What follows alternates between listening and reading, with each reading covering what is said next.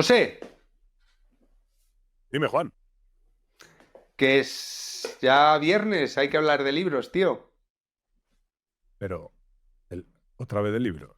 ¿Te jodes? Juan, que los vídeos de libros, o sea, O sea, ¿te vas a tener que joder? pero Juan, que a mí no me gustan, no me gusta leer. Si que no te gusta, no sabes leer. Si te tengo que hacer dibujos. Tú sabes que poniendo miniaturas de mierda solo con letras hemos conseguido atraer a este canal de YouTube a un montón de gente que está muy interesada en conocer lo que hay por aquí en las estanterías estas. Puro roble todo. Entonces, te vas a joder, José, lo siento. No, no lo siento. Te vas a joder. Y voy a hablar de otro libro que hay por aquí, si te parece. Venga, pues, ¿de qué libro vamos a hablar, Juan? ¿Cómo te arrastras, tío? ¿Cómo? Ay, sí, pues si te parece, si te parece. O sea, ahora sí, ¿no? Claro, me he puesto firme, estoy defendiendo los intereses de los seguidores, gente que sabe leer, lo siento, y de pronto tú, sí, sí, sí, sí, sí. Sí, ¿por qué? ¿Por qué haces eso? Si no hace falta. Me has dado la estantería muy, muy fuerte, me ha dado miedo. Bueno, claro, y motivos tienes para tener miedo, porque no sabes lo que voy a sacar.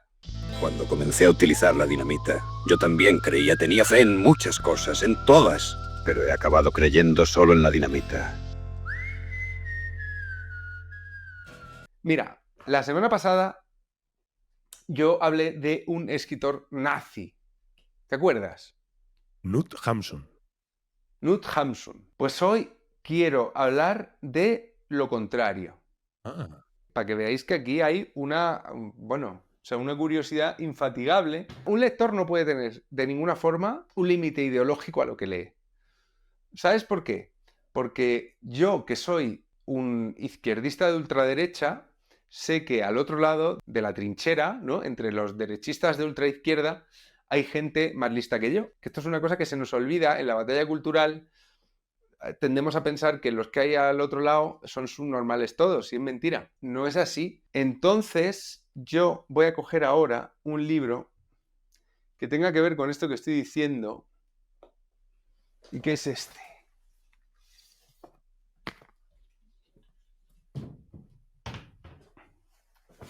El otro día preguntó a alguien en los comentarios cuál es el mejor libro sobre la Guerra Civil Española. No hay mejor libro sobre la Guerra Civil Española. Tengo un montón de libros sobre la Guerra Civil Española. De hecho, tengo algunos que son bastante interesantes. Mira, voy a sacar otro porque así lo veis. Mira, se lee Los Rojos. de... Juan Deportista. En 1938, en Valladolid, zona nacional, sacaron este librito. Esto es una edición original de un libro de Juan Deportista, seudónimo de alguien que se llamaba Los Rojos. Los Rojos es un libro de una crueldad desmesurada. Los Rojos es un libro en el que un fascista nos cuenta, bueno, que todos los males de España se deben a estos personajes, y dedica un montón de páginas, fíjate qué grueso es el libro, a describir a los rojos y toda su maldad, toda su malicia. Es la deshumanización famosa del adversario llevada a un libro de propaganda muy barato, de un papel muy malo, que se publica en el año 38 en Valladolid, y que se convierte este libro en una referencia ineludible, en un libro muy, muy, muy interesante para cualquiera que quiera no solo saber cosas sobre la guerra civil, sino saber cómo pensaban. Esto es un libro de propaganda contra los rojos, pero tengo también algunos libros de propaganda de los rojos, que hablan del bando nacional o del otro lado de la misma forma. Este es más chungo porque los que ganaron fueron los franquistas, y entonces, claro, Ujú. aquí se anticipa un poco en este libro Los Rojos, pues lo que va a ser la represión de los rojos de verdad y de los que se consideren rojos, ¿no? Por el régimen. Pero vamos, este es un libro bastante, digamos, de las tripas de mi biblioteca. Este es un libro que me interesó muchísimo porque casi nadie lo conoce, y porque nos da muy descarnadamente el odio que había por el perdedor, y que anticipa un poco lo que le iba a pasar, sobre todo a principios de los años 40, que fue terrorífico. Pero Yo te había dicho que como la semana pasada hablamos de un nazi, pues ahora te voy a hablar de un rojo. Y este libro, esto es una trilogía que es La forja de un rebelde de Arturo Barea. Ah, qué susto. Creía que era un libro así de gordo, pero son 3. Son 3, sí, bueno, acaba siendo un libro así de gordo. Yo sé que este libro sí que habrá mucha gente que sí que lo haya leído, pero a mí lo que más me interesa de los 3 tomos de Barea, de la forja de un rebelde, el primer tomo empieza antes, son 3 libros, ¿vale? En realidad, viene una caja muy bonita, pero primero tenemos la forja, luego tenemos la ruta y luego tenemos la llama, que son los 3 libros que componen el fresco, ¿no? Arturo Barea es muy interesante y durante la Guerra Civil trabajó como censor. Vale. Trabajaba en el edificio de Telefónica de Madrid, por donde rebotaban las bombas. Él trabajó allí como censor. Entonces te cuenta en este libro de la forja, en primera persona y desde el punto de vista de un rojo sitiado, cómo es todo el periodo anterior a la Guerra Civil, o sea, desde los años 10, él vive en Lavapiés, el primer libro es quizá el más bonito, su niñez está muy bien contada, luego todo el rollo de la República, etcétera, y finalmente la Guerra Civil. Él después de la Guerra Civil se exilia, se va a Londres. ¿Cuándo escribe la trilogía? Pues la verdad es que no sé cuándo escribe la trilogía. Después de irse, la primera parte la había escrito antes y nosotros la hemos leído por la traducción que hizo su mujer, porque el original de la primera parte se perdió. Joder. El caso es que La Forja te cuenta las escenas. Tú sabes, en la Guerra Civil fue una guerra muy cutre, Por lo que sea. por lo que sea. La Guerra Civil no fue como la Segunda Guerra Mundial. Era una guerra de alpargatas, era una guerra. O sea, quien mejor ha enseñado cómo fue la guerra civil en el cine, por ejemplo, es el Berlanga de la Vaquilla. Sí. Fue muy así la guerra civil. A mí mis abuelos me han contado, tengo abuelos de los dos bandos y me han contado cosas descacharrantes. O sea, de la misma manera que nuestra democracia tiene elementos como tan puramente españoles que casi dan risa, de la misma forma que nuestro fascismo pues fue un fascismo de barriga gorda de Franco y lleno también de elementos como descacharrantemente españoles, nuestra guerra civil, que fue una desgracia y que fue una tragedia, también está llena de escenas que te tienes que reír. Te tienes que reír y llorar, porque no es que le quite hierro, no es que frivolice, no es que banalice, ¿no? No, lo de una guerra de alpargata puede ser muy gracioso y muy cruel a la vez. Claro, porque era gente hiperpobre que no sabía ni por lo que estaba combatiendo en la mayor parte de los casos, ¿no? Esta es la parte de la llama, que es la parte de la guerra. Pero claro, Barea es un paseante, es una persona con una curiosidad desmesurada y se dedica a ir por la calle a ver qué pasa, ¿no? Es muy bonito imaginar que de pronto estallase la guerra en España y ¿qué haces al día siguiente, no? Primero, ¿cuánto tardas en enterarte de que esto es gordo de verdad? Sí. Porque en España había habido muchos golpes de Estado, España era un país bastante bananero, con unos cambios bastante violentos. Los militares no eran como hoy unas fuerzas armadas profesionales, no. Allí la curia, los comunistas, el ejército, los anarquistas, los fascistas casi no existían, de hecho, eran un grupo pequeñísimo. De hecho, Franco se cargó primero de todos los fascistas de verdad, a los de José Antonio y eso, porque claro, podía ser una falange amenazante para su poder. Pero claro, era un país muy desordenado, estaban los catalanes dando por saco como siempre. Estaban los asturianos en revolución obrera. Y luego había zonas dominadas absolutamente por la iglesia. Había unas tensiones en Andalucía terroríficas, que es donde hubo la peor represión. Luego otro día os enseñaré otro libro sobre lo de Andalucía, que es muy interesante porque lo escribe un aristócrata rojo en Andalucía. Pero bueno, el caso es que Barea es un gran observador. es una persona muy honesta. No es una persona vendida ni un fanático. Vuelve a escapar el autor del cliché que los imbéciles podrían dar a su etiqueta ideológica, como cuando hablábamos de Hamsun, ¿vale? Ujú. Hay una escena, la escena más memorable, solo voy a contar esta escena del libro, 1500 páginas, una escena, que es cuando empieza el asalto al cuartel de la montaña, ¿vale? Vale. El cuartel de la montaña al final es una de esas escenas tipo la toma de la Bastilla, ¿no? De las masas obreras.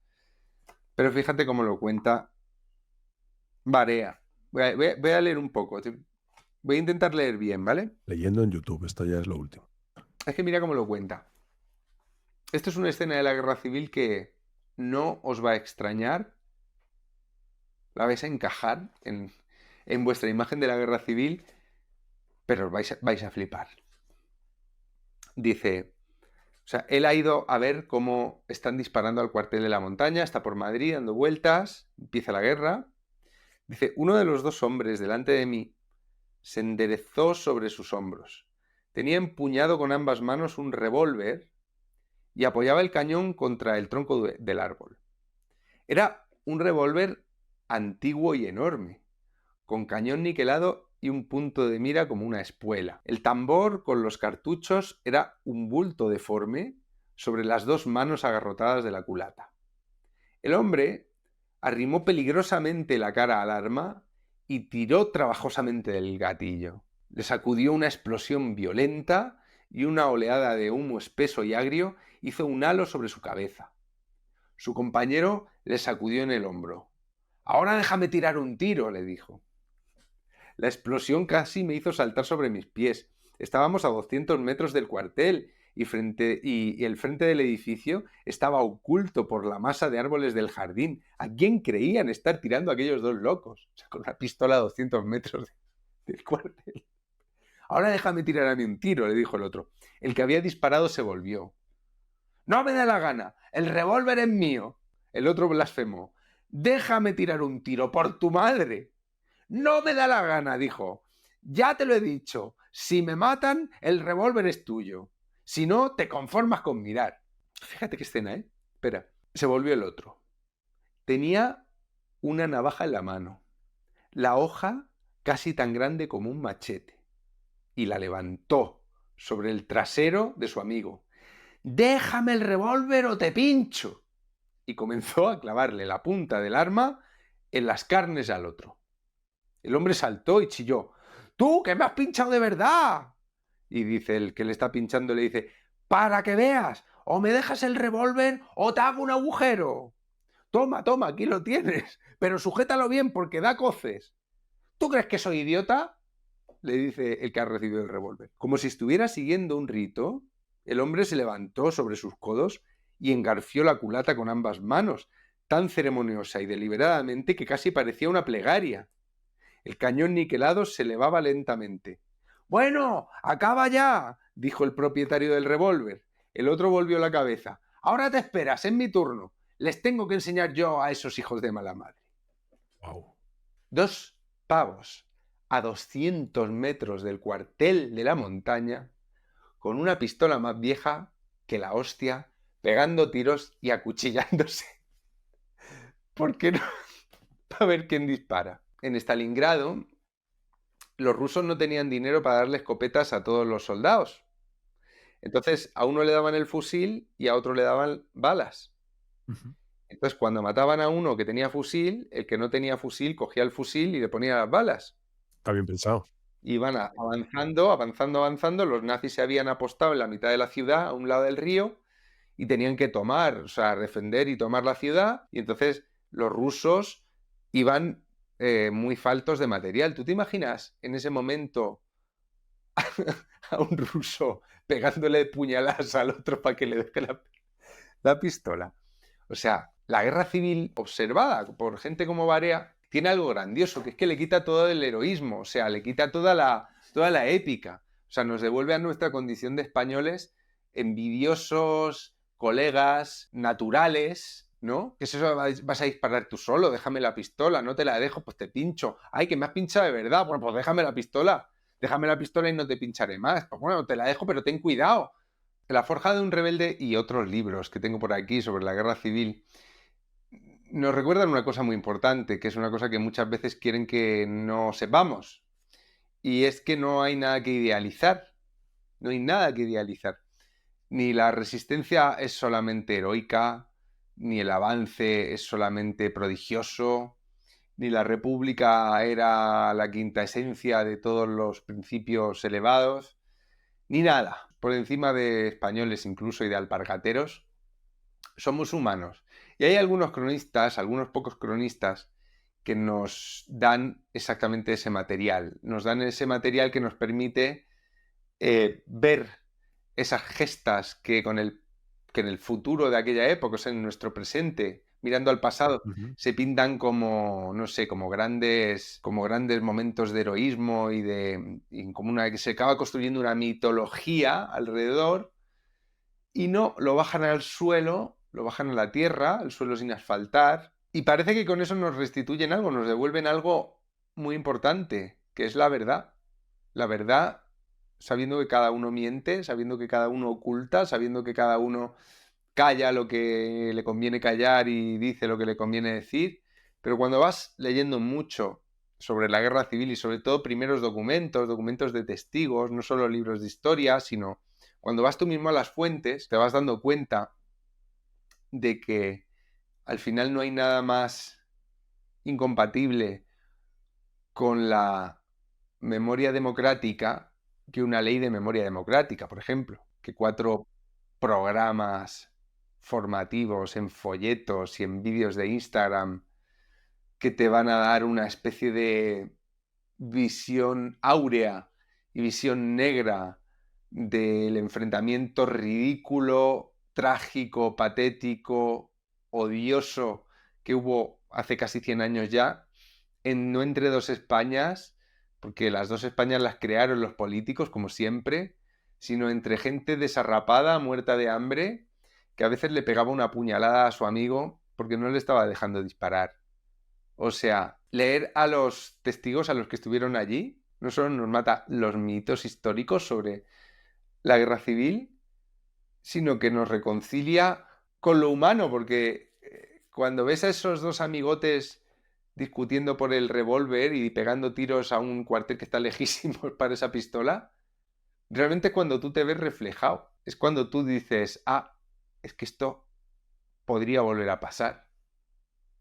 Porque en esos dos colegas es donde yo de pronto conecto, no con las banderas, los desfiles, los aviones, todo este rollo, toda esta parafernalia, los valores, la república, no, con estos dos tíos es cuando yo conecto con que si nos pilla la guerra con una sola pistola a mi colega y a mí, los dos vamos a querer pegar un tirito.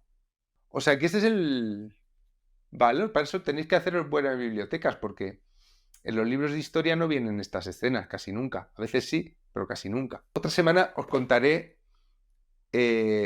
os enseñaré un libro también que cuenta algunas cosas del franquismo, de la época de Franco, que más de uno creo que no se va a poder imaginar que pasaban.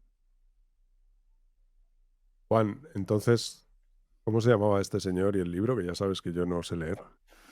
Se llama Arturo Barea y la trilogía de la forja de un rebelde. Una delicia, 3 libritos. Voy a poner... Mira, esta edición 24 pavos, muy barata, ¿eh? 24 euros si tienes lectura para todo el verano. Pondré en la descripción el link a los libros de Barea. Oye, ¿y cómo hago yo con la miniatura? Porque hablamos antes de un nazi, ahora hablamos de uno republicano. A mí me vas a volver loco, Juan. Un español rojo podemos poner en la miniatura. Si total nadie lo ha... Mientras no pongamos, ya sabes que mientras no pongamos fotos de mí así, que tengo que poner yo así. Tengo que hacer esta puta mierda para las miniaturas, para que esté contento Sergio y los seguidores más deleznables de nuestro canal. Ya lo sé. Pero por ahora seguimos resistiendo como Madrid ante el avance de Franco. Y sabemos estamos hablando de las miniaturas, sabemos que al final caeremos. O sea, nuestros no pasarán es meramente cosmético. Vamos a acabar cayendo, José. O sea, vamos a poner unas miniaturas abominables en las que se me va a ver a mí poniendo cara de imbécil, y aquí a Irene Montero, y aquí a Feijóo, y aquí a mí como como caras de mierda de esas de las miniaturas. Vamos a acabar haciendo esa basura. Pero mientras resista Madrid, resistirá España. Yo te dejo mi alpargata, Juan.